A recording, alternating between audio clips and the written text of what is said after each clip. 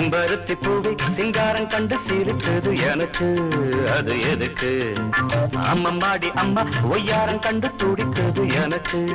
அது எதுக்கு அம்மா வா வளையல் போட்டு வீராப்ப எனக்கு காட்டு செம்பருத்தி பூவை சிங்காரம் கண்டு சிரிக்குது எனக்கு அது எதுக்கு அம்மம்மாடி அம்மா ஒய்யாரம் கண்டு துடிக்குது எனக்கு அது எதுக்கு